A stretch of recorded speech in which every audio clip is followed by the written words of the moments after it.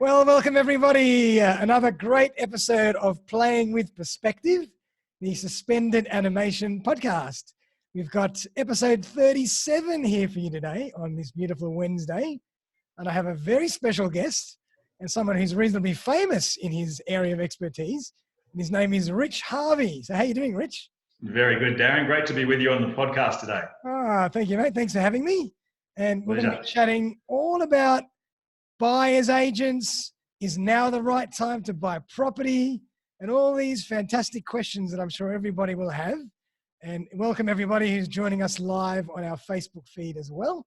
But let me dive in and just introduce Rich before we jump into some more Q&A. So who is Rich Harvey? Rich Harvey is a buyer's agent, economist, property investor, and CEO of Propertybuyer.com.au, a totally independent buyer's agency that specializes in searching, appraising, and negotiating real estate exclusively for buyers. Rich has won 34 major awards, including the prestigious National Telstra Business Award. He is a 9-time winner in the REI NSW Buyer's Agent Award for Excellence, 2005 to 2019. He appeared and is the buyer's agent host of the TV series Buying Blind on Channel 9. Rich has served as president of the Real Estate Buyers Agent Association of Australia and chairman of the Buyers Agent chapter of the Real Estate Institute of New South Wales to improve the professionalism and standards within the buyers agency industry. Rich and his team at Property Buyer have purchased over 3,000 properties for their clients. He is a regular speaker at property shows and a commentator for the major property magazines, Financial Review, Domain, Sky Business, Channel 7 and 9, and other leading media. So, wow, Rich, I'm humbled. Oh, you got a great podcast, mate. So you're up there with them. So very, very humbled to have you on the show. And as I mentioned, we're going to be chatting about, is now the right time to invest? And none other than Rich Harvey, the famous buyer's agent with loads of experience, to tell us more about all that. But before we do that, maybe Rich, tell us a bit about you. Jump in and tell us a bit about you. Well, thanks, Darren. I appreciate being on the podcast. So a bit about me. Well, after that wonderful introduction, I'm married. I've got 2 wonderful sons that are just finished school and making their way in life as a tradesman and a videographer. We really enjoy family life and we enjoy going away on holidays. I enjoy water skiing is one of the things I do, and a bit of surfing. I love keeping fit, particularly in these COVID-19 times. I'm trying to get out every morning just to keep fit and keep sane. And I find that doing a bit of exercise in the morning, it just fires me up, gets my brain geared up and ready to do business, So, that's probably enough about me. I've got a team of 10 people in the team and, being a buyer's agent for the past 20 years. So almost coming up to 2 decades. So, about time for long service leave, I reckon. Yeah. Wow, it's fascinating because I didn't even know of buyer's agents till about 3-4 years ago. Shows how much I know. Yeah, well, I think they've become a lot more popular, in the last 10 years. I mean, I used to do seminars when I first started my business, and I'd ask people in the room, so tell me, put up your hand if you've heard of a buyer's agent. Maybe 2 or 3 people put up their hands. But today, pretty much the majority of the room puts their hand up. Yeah, so I think it's becoming a lot more prevalent, a lot more commonplace than it was in the past. Definitely. And I also heard that in America, you can't buy a property without a buyer's agent. Something like that. That's right. Well, they have a slightly different model in America. So to sell your home and to buy your home, they have buyers brokers and sellers at brokers.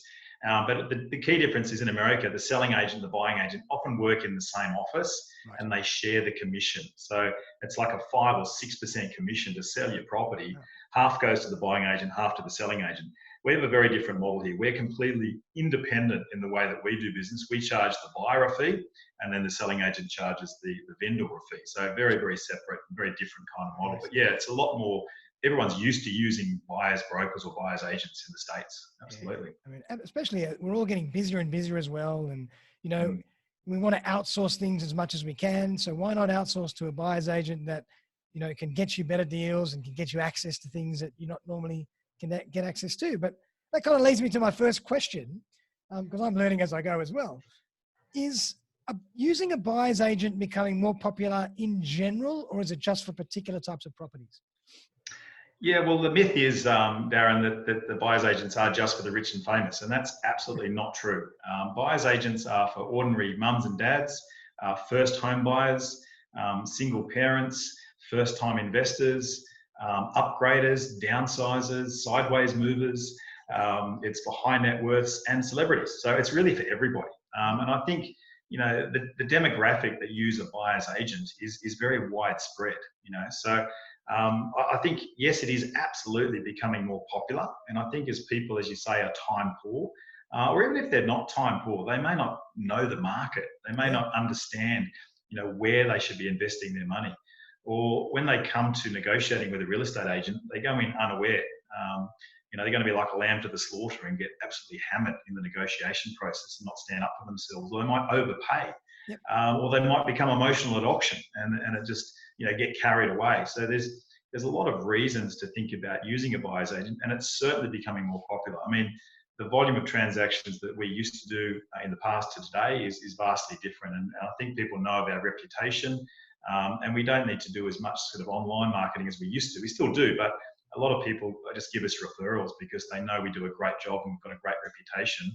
And they really like the idea of having a property advisor on their side, someone that's going to be with them every step of the buying journey, right from the point of deciding what to buy, where to buy, through to actually negotiating and closing a deal. Yeah, I think that's fantastic. And as you say, I mean, it's always good to have a specialist that knows what they're doing in a particular field, particularly when you're coming into that for the first time, maybe.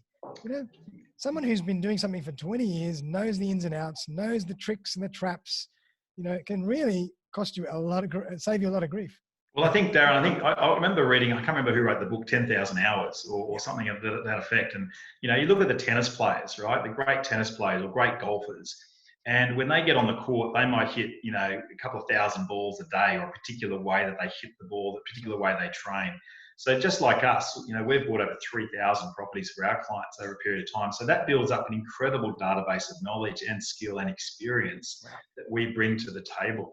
And, if you don't know the values of an area, if you don't know how to pick a good investment property, if you don't know how to research the market, we can leverage all of that to the client's benefit. And because we're so good at it, we just sort of treat it as second nature. And I've got to pick myself up sometimes. And, when I see a client signing a contract and they've got the pen in their hand and they're kind of nervous about it, I think, don't be nervous. It's like, I've done it. And they haven't done it before. I've got to have great empathy for my clients. It's like second nature. It's like, going catching a bus for me. But buying a property, for most people, they only do it 2 or 3 times in their lifetime. That's right. And it's a very pivotal time and a really crucial time in their lives where they've got to make good decisions. And it's imperative they have good advice around that decision. Absolutely. I can imagine. I can remember a few times in my life when I've had to sign important contracts and my hands were shaking too. Yeah. But tell us a bit about how you became a buyer's agent. How did you get into it in the first place? Sure. So I, one of my first jobs at university, after university, was working in the government. I worked for a state minister, the Minister for Transport at the time, and then I went on to become an economist, a senior economist in government, working for the Environment Protection Authority, and I was actually an environmental economist. I did a double degree in economics. I did a master's and a bachelor's, and I really enjoyed economics and understanding how the economy works. And I was working in that field for a while and doing a lot of work on environmental policy, particularly on Sydney's water and air pollution, and provided a lot of analysis to improve the quality of our city. But I got a little bit bored doing cost-benefit analysis every day, and I started to buy properties. I was earning an okay wage, and I started to buy property, and I started to make a bit more money than my daily wage by investing in good quality properties. And I thought, wow, hey, here's a niche here. And then I went to a lot of financial planners to ask advice on how to structure a portfolio, and none of them could give me an answer. All they wanted to do was sell me insurance or sell me into a managed fund. Yep. They didn't really want to look at my whole financial plan in a holistic way and add property into the mix. So I thought, here's a business opportunity. So I started up Propertybuyer 19 and a half years ago. It'll be 20 years in October, actually. Wow. So that's how I got into it. The other reason that was motivated me is my brother actually got stung by one of those property spruikers. Remember the old days where they'd fly you up to the Gold Coast and the guy would meet you in his, his white suit and his leather shoes and the chain and take you around and say, hey, unless you buy this property today, unless you sign, it's going to be gone on Monday. That's right. Well, my poor brother decided to buy one of those properties and lost a bit of money on it. So I was pretty ticked off with that. He didn't talk to me for advice. So I kind of really thought the buyer needs to be protected. You know, the buyer needs more help in this transaction. No one was representing the buyer. The agent is representing the vendor or the seller, but no one's representing the buyer. So I thought, here's a golden opportunity to, you know, capitalize on a market in Australia and help people achieve their home ownership goals and their investment property goals all at once. So I sleep very well at night knowing I'm doing that. That's really nice. And were you one of the first buyer's agents in Australia? I wasn't one of the first, but I was certainly one of the original ones. Yeah, like, I mean, there are a couple around, and I've really, you know, built obviously a reputation from that, and it's obviously been accelerated since being on that Buying Blind show as well. Yeah, fantastic, mate. Well done. So, I mean, now is a bit of a tricky time, obviously, for everybody. How has that affected the real estate market, and is now a good time to buy, and what's going to happen in the next few months? What's your take on all that? Is now a good time to buy? I get asked this question probably every single day, probably 4 or 5, maybe 10 times a day, Darren. So is now a good time to buy? Well, let's sort of take a step back and look at the beginning of the year. So heading into 2020, we'd come off in 2019 2 elections, a state election and a federal election in Australia. And the market was on a very strong recovery path. We weren't quite back to 2017 prices in Sydney and Melbourne, but very strong recovery.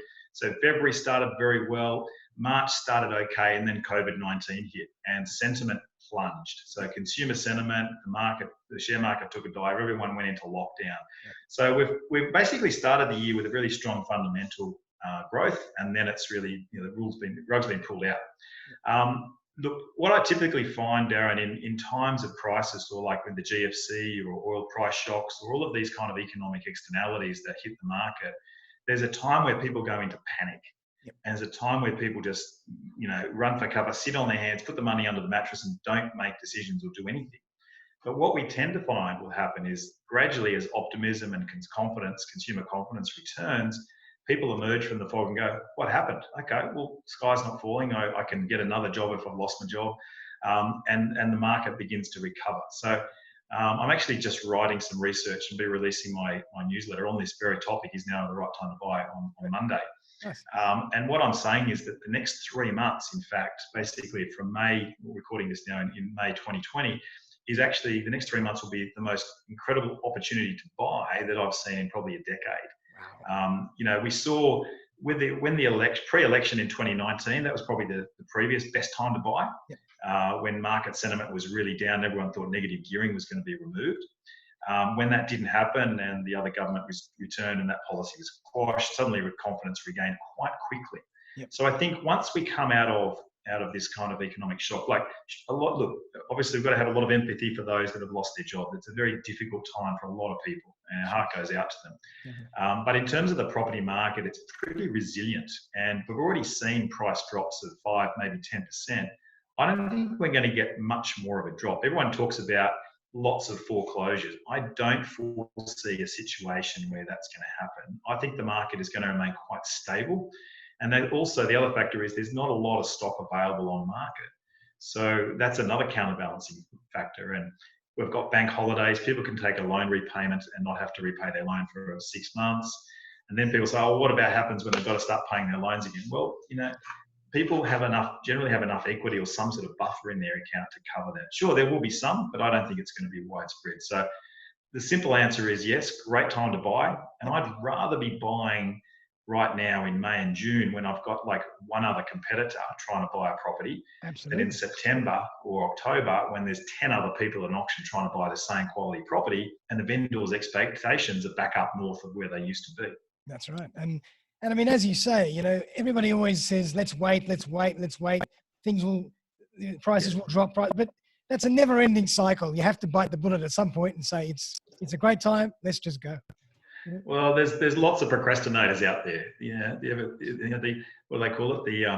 The I'll wait scenario. I'll keep on waiting for the perfect scenario, and it never happens. You know, everyone's looks for the perfect opportunity to buy, and you can't actually pick the exact bottom of the market. You know, I said when COVID-19 hit, one of the best times to buy when there's peak panic, and we're already past the peak of the pandemic now in Australia. Fortunately, everyone's got on board with social distancing, which is wonderful. Definitely. Hopefully everyone will download the app and we can all get back to work a bit sooner. But that's the time to buy when the sentiment is at its lowest point. You know, mean, good old Warren Buffett quote gets overused, but be fearful when others are greedy, greedy when others are fearful. It's a very apt quote to apply in a property market that has a strong fundamental base to go forward on. Yeah, absolutely. I agree with you there. And that's actually a really good point. You know, with the situation with COVID and social distancing and the logistical side of things, how has that affected auctions, inspections, you know, where you have to be face to face and in contact with people? How does that work? Yeah, so obviously with social distancing rules, they brought in a ban on public auctions. Right. So auctions were no longer allowed, but they could have online auctions. So, and with open for inspections, there was a limit, and there still is now a limit of 2 people in the open house at any one time. So the agent can go through with 1 person, or the agent can stand outside and send 2 people in to view the home. And they're typically doing 5 and 10 minute inspection. So you can't just turn up, you've got to do it by appointment, like the great good old days. Yep. So some agents are really embracing it, others are really frustrated by it. But there's certainly the volume of properties and the volume of inspections and auctions is way down on what the normal market would be. Right. But that can also work very much in the buyer's favour, Darren, because, you know, with auctions, they've lost their mojo. If you're not in an auction room where the auctioneer is doing his song and dance and, you know, last, third and final call, I'm going to knock it down, and he can't interact as easily with all of the buyers because he can't look in the whites of their eyes and see how nervous they're sweating bullets, you know. Good point. I mean, so I think, you know, we're not going to see any great, amazing reserve prices overturned in the next few weeks, but I think it's another good opportunity to buy for that reason. Wow. And I mean, I think that a lot of this technology-based part of the process was already happening before COVID, wasn't it? Yeah, look, I mean, online auctions were already there. There's a group called Gavel. Yep. I know Damien Cooley from Cooley Auctions was already using it, but it's accelerated that opportunity. Yep. I mean, the smart agents prefer to have an in-room auction, and for those that can't attend, have an online presence. Yeah. And for us as buyers agents, look, we help a lot of clients buy at auction that either can't attend physically because they're busy with work, or they don't want to attend, or they're simply interstate or overseas. So we as buyers agents attend a lot of auctions for our clients. It's amazing when you think about it. I can be on my phone, on Zoom, on FaceTime, and buying a house. That's right, exactly. From my desk. Isn't that mad? It's amazing. Quite amazing. Now, I'd love to hear about maybe an example or two of someone, or, you know, you helping someone with access an incredible deal in this particular time. Sure. Not obviously using any names and maintaining confidentiality, but I'd love to hear a story or two about that. Yeah, great. I'd love to share some stories. So, beginning of the year, I've helped a number of clients to buy some properties. Helped a lovely family buy a property in Killarney Heights a couple of weeks ago. They had a budget of around about 2.2, so pretty healthy budget, very tightly held market. There's not a lot of transactions that occur, not a lot of properties come on the market in that area. And, you know, we missed out on a couple at auction in February. I found an off-market one that they were going to buy, and then another one that I thought was out of their reach at 2.4. COVID-19 hit, and suddenly it was like, wow, you know what? I could actually have an opportunity to buy this $2.4 million property at a much lower rate. Wow. So, cut a long story short, negotiated and I got it for 2.2. So, saved them 200 grand on what they would have normally paid in a normal market for that particular property. It's a big, large 5-bedroom plus study home. Fantastic. Master bedroom was like a warehouse. It was like 11 by 10 meters. It was huge, with district views. So, really, really good opportunity. Also, in beginning of the year, I bought a really nice 2-bedroom unit down in Manly, 400 metres to the wharf. Got that for 1.2 for an investor client. Now, Manly, again, very tightly held market, really difficult to buy in, but it should have been worth about 1.3, 1.35, and I got that for 1.2, and that'll be a great performer for an investor client. Another one I did recently too, I bought another family home in Pennant Hills for a client. Now, this property only came on the market on, I think it was the Wednesday. I arranged an inspection on the Thursday. Now, the agent, it was COVID-19 time, the agent really didn't want to take people through, and she had said, Rich, I've got 6 people lined up for Saturday. Yeah. And I said, look, I can't get there Saturday. I've got to go and take a client to another property. Can I come tomorrow at 4 o'clock? Yep. I was trying to beat, obviously, the other buyers. So I got my clients, went there at 4 o'clock on the Thursday. They loved it. I prepared an appraisal straight after the inspection. Cut a long story short, we got it for 1.4 and exchanged on the Friday. So, and then all the other buyers that were, disappointed missed out because we did what's called a 66W, which means there's no cooling off period. Right. So I got the pest and building guy there on the Friday morning, got the inspections done, all lined up, and got it exchanged on the Friday. So again, and that property in a normal market would have sold for about 155. So it's about $150,000 discount to a normal market as well. So what I'm saying is COVID-19 property discounts, here we come. Some good opportunities, It's not saying that we're trying to pinch every property. We try to get the best value we can, but there's more motivated vendors out there, and we just obviously want to work with buyers that have got finance and got that capacity to move quickly on opportunities. Wow. It just goes to show you, if you're ready and you've got your finances in place and you're mentally there, then there are opportunities in any situation. That's right. Correct. That's fascinating. And I can imagine that those people that exchanged and bought quickly, the settlement was going to be, when they were actually going to move in, might have been 3 months, 6 months, 1 year. Yeah, that's right. Well, I mean, I bought another one. Actually, where was this other one? I bought another one in French's Forest as well. Again, it was just an off-market opportunity. The agent just sent it out to their local agent database. I got it for 137, and in a normal market, it would sell for about 145. So again, about an $80,000 discount to normal market. But again, moving quickly, managed to get a cool-off period on that one. But moving quickly, having the clients pre-approved, we're able to beat the other buyers to the punch by getting that executed as quickly as possible. Fantastic, Rich. And, I'm going to ask you to pull out your crystal ball now. Sure. And where do you see opportunities in the near future, and for whom in particular? Is there any insight you can give us on that? Look, I guess there's opportunities across all different sectors of the market. Look, I think let's start at the first buyers on the ladder. So first home buyers are starting to come back into the fray. Yep. So people that thought, hey, the property I was trying to buy is out of my reach, it's actually coming back slightly within reach. I don't think we're going to see 20 or 30% discounts. I mean, some of the worst case, look, if China doesn't want to buy any of our commodities, or we have a big trade lockdown, sure, we're going to have a major issue. But I don't think that's going to be the case. Once our borders reopen and we start the economy chugging, I think it's going to be back to, we've got some debts to pay, but a lot more business as usual. So I think the first home buyer market, there's going to be opportunities them to get in where they thought they couldn't afford to. I think for the upgrader market, again, same thing. Those that were perhaps trying to buy properties in the suburb that were slightly out of their reach, again, can get into that market. I also think maybe, I know at the top end of the market, so the prestige, the high net worth, those prestige markets, there's definitely great opportunity to buy there. But those vendors in that market are not as motivated. They're not affected by interest rates. So for them, it's just, look, if they're going to trade down or trade up, for them, it's just an opportunistic thing. It's like a domino effect. They've got to find their next property before they're willing to sell. Yeah. So what I'd also say, like for vendors out there that are perhaps even watching this, it still can be a good time to sell, because if you can buy something at a cheaper rate, you won't take such a hit on the sale of your property. So you more than make it up for in the purchase. That's true. What you lose in the sale. There's always the other side of the coin. Yeah. So to speak. So I think the other opportunity, Darren, is to talk about is investors. The investors out there, sure, the rental market is a little bit soft at the moment, and it's tough for some of the tenants to keep paying their rent if they've had an income hit or lost their job. But there's still a significant portion of the population, over 30%, that need to rent.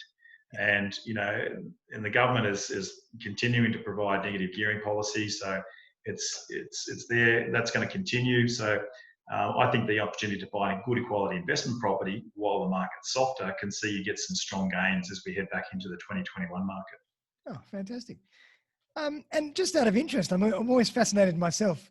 What's the relationship like between buyers agents and real estate agents? Do they like each other? Do they not like each other? Yeah, great question. So we have a really positive relationship, probably with 99% of agents. I treat agents as a supplier. Okay. So they have a stock of property that I want to access. They have vendors who have properties that our clients want to buy. Right. Now the agents look at us and they go, hey, Rich and his team, they've got qualified buyers. And I use the word qualified. So we bring a buyer to the table that we know their budget, we know their preferences, and we know we're not going to be a time waster or a tire kicker to that agent. And I train my team, and we play a very straight bat. When we're negotiating and dealing with agents, we say, look, we have a client, they've got X budget, they want to buy in these 3 suburbs, what have you got off market? and we do a tremendous number or proportion of our transactions in the off-market space. So, and I'll just explain that an off-market property means it's not advertised on your typical portals on Real Estate or Domain. You won't see it, very difficult to get access to unless you have a relationship with that particular agent. So yeah, we do a lot in that space. So, I mean, of course, we have a bit of a good banter and a good joke with agents, but we have to maintain a very strong professional boundary. So, you know, I go into bat and try and save every dollar I can for my client.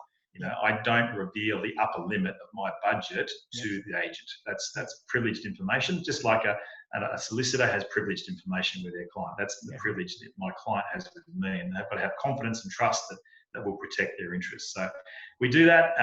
We have a good banter. We have a good ding dong with the negotiations, and then we shake hands and have a drink at the end of it. So that's pretty much how it works. You know? And you know, listening to you kind of makes sense to me, as you say. For you, agents are like a supplier, and for agents, you are potential buyers. So correct. Why wouldn't there be a good relationship? Because you're both helping each other. Absolutely, we help each other. It comes. Look, agents always comment to me afterwards. They go, "Rich, it was fantastic dealing with you or your team. We love dealing with you guys because you don't waste time. You know what to do. You don't muck around. You get the pest and building done. You send the contracts with all the amendments made. Like, we just make life easier." Yeah, absolutely. And agents particularly love us at auction because we don't dither around the arms folded going, "Oh, we're not going to bid." You know, we're out there leading the charge. We're bidding because we go, "Hey, we want to buy this property." You know, so. And the other thing, Darryl, we've got an agent database. If there's any agents out there watching, we'd love you on our database. But we send out a buyer's brief to our agent database to get these opportunities. And you know, if you're trying to do this on your own, you can do it, but most people take 12 months or longer because they've got to establish relationships with agents to get access to these off markets. Gotcha. They've got to learn, they've got to learn to understand the local market. So we can fast track for them. And in a rising market, particularly, you know, some people get priced out. We saw that as the market recovered in sort of the middle of 2019. People thought, "Oh, I've got 1.5 and I'm not spending $1 over." Suddenly the market jumped to 1.65. It jumped 150 grand in a couple of months. Wow. And so people that were out of the market missed out on that opportunity. So that's why we say now's an opportunity to come back in. Definitely. And that's actually really interesting what you mentioned before. So when someone is at auction, you go with them to auction, and are you the one bidding, or are you like I'm bidding on behalf of the client. Yeah, so the client gives me. So if you were my client, Darren, we would have a conversation before the auction and say, you would have given you an appraisal and say that the property is worth between, you know, 1.4 to 1.45. Yep. You would give me your maximum limit, say at 145. And then I would go into bat for you at that limit. I wouldn't bid above that, but I'll use my tactics to get it for under that number for you. Oh, that's cool. I can just takes all the emotion out for you. I can sit back and relax. Yeah, exactly. Have a glass of wine and let you do all the work. Fantastic, Rich.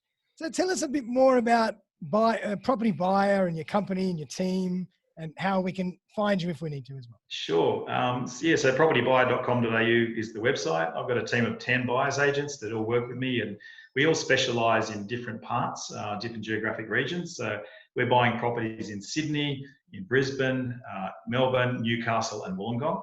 I also have a network of buyers agents right around the country. So if you need other areas, I can refer you to my trusted colleagues in Perth or Adelaide or wherever you want to buy. So the way the process works is that we meet with the client, we get an idea of their brief, and we help them create a strategy around their buyer's brief. Then we give them some information and some research on the suburbs that they should be targeting. So we give them median prices, comparable sales, growth projections, yields, all the information they need to make a good decision. Yep. And then we start the process of searching. Darren, most people jump straight to that online searching phase. They don't create a brief and they don't understand the market. So you've got to do that first initial step, which is very important. So we find properties, we create a short list of properties for the client to come with us and inspect. We go and inspect them before we show the client to make sure they meet the grade and meet the specs. Show the client the property. If they like it, at that point we do an appraisal, a very detailed appraisal of the property based on comparable sales. So that local knowledge is absolutely critical. Once we've done the appraisal, then we have a discussion around making an offer, and then we negotiate on behalf of the client. If it's a private treaty, we just simply make an offer. If it's an auction, we'll try to buy it through a pre-auction process. Gotcha. Once we've got agreement on price and terms with the agent, we get the contract reviewed by their solicitor. organise and facilitate the exchange of contracts. We also coordinate any pest and building or strata searches that need to be done. Get the property exchanged. That's a critical execution point. And then during the settlement period, if it's an investment property, we'll arrange for a property manager to start leasing and advertising the property for them. And we'll also attend to a pre-settlement inspection. So it's a full end-to-end service that we offer. We do offer kind of 3 levels of service. One is that whole process I've just described. That's the full search, which probably 95% of our clients do. And then we have just an appraise and negotiate only service where the client does the searching themselves and we just appraise and negotiate. Okay. And then we also have just an auction bidding service. Just tell us your limit and we'll go and bid on your behalf. I like that. You can also split up the processes, and if people want to access certain parts of it, they can. That's right. Correct. Yeah. That's fantastic. And just in general, what percentage of properties these days go to auction and what don't? I think, look, in Sydney, probably around 20 to 30% of properties go to auction. In Melbourne, it's around 40%. So the vast majority of properties are still sold by private treaty. It's just that you see in the headlines that the auction clearance rates are advertised and talked about because it's a leading indicator of the health of the market. Gotcha. The problem with auction clearance rates, though, Darren, at the moment is we've had, with COVID-19 hitting, we haven't had the right data, and so many properties have been withdrawn from auction, and a withdrawn from auction property is counted as a no sale, even though it might sell after the auction. So you're seeing auction clearance rate plummet to 30, 25%, which is a very unhealthy market. Right. It's not during a healthy market, it was around 70, 80%, right? But I think you're probably still looking at around 50% clearance rates, even on the withdrawn properties, because they sell after auction. That's right. Good point. Very good point. It's interesting. I would have thought that there would be a higher percentage of auction these days, but no. Yeah, look, in the prime suburbs, so like eastern suburbs, lower North Shore, northern beaches, inner west, those markets are all very much auction markets. Yeah. But if you're talking sort of some of the Hills District, western suburbs, southwestern areas, a larger majority are sold by private treaty in those areas. Fantastic. I mean, personally, I would always like to go off market or non-auction. Yeah. No stress, but I suppose if I have someone like you next to me, you might be okay. That's it. So, Rich, best way for people to find you is just your website? That's right. Yeah, propertybuyer.com.au, correct. Beautiful. Fantastic. And look, I mean, that's been an absolutely fascinating discussion. I've learned a hell of a lot about, more and more about the market from you. And it's so apparent to me that you're so passionate about the property buyers, agents, and helping people buy their properties and, achieving the Australian dream. And really nice to see someone that's that passionate about doing a great job and helping their clients. Thank you. I mean, I think it's really important. You've got to love what you do. If you don't love what you do, change jobs. You know what I mean? So, I mean, the greatest satisfaction I get out of my job, sure, I get paid for it, but an even greater satisfaction I have is helping a family or an investor secure a property. I love getting great testimonials, and it's like, Rich, we couldn't have found this without you. Thank you so much. And I just love it. It warms my heart that we know we're doing a great thing for families and people to get ahead in the property market. Yeah, and it must be quite emotional, like when you're right next to them and their hammers closed and they've just secured their property and they start bawling and you're right there and say, wow. There's plenty of tears of joys and hugs of joy, absolutely. Not at the moment there's hugs of joy because it's social distancing, but generally speaking, yeah, absolutely. A lot of high fives and all that. That's fantastic. I love it. I'd love to be involved in that one day just to see how it all works. Yeah. Fantastic. Well, Rich, thank you so much for coming on. I mean, I always ask everybody at the end, have you got a tip or two or something to leave everybody with just in these times, just to get an idea as, give them some insight into what they can and can't do? Well, look, a couple of tips I would give to your listeners. One is, even if you're not ready to buy now, that's fine. We would just say, get prepared. So I would say, look, review your finances. We're heading into May and June, which is tax time. Look at your budget, look at ways you can sort of save money, reduce your spending, and get pre-approved. And don't procrastinate. I spoke to a lovely couple this morning. They paid off their home and then they waited 7 years till they started thinking about buying an investment property. There's a huge opportunity cost. The minute people don't realise the cost of doing nothing. Yeah. The cost of waiting is actually higher than the cost of actually taking action and getting the right advice. So I'd say, look at your finances, get your budget in track, get a pre-approval. If you need a broker, I would recommend using a finance broker rather than going straight to your bank. Right. Brokers have the ability to find out the best loans and help you review your situation. If you need one, I'm happy to refer some great brokers to you. And then start formulating a plan. And if you need help, just give us a ring. Love to have a conversation and help you on your journey. So yeah, biggest thing I can do is say get your finances sorted and get your mindset right into helping grow your wealth and tackle your property plan sooner rather than later. Fantastic. Well, some very, very sound advice there from none other than Rich Harvey from Propertybuyer.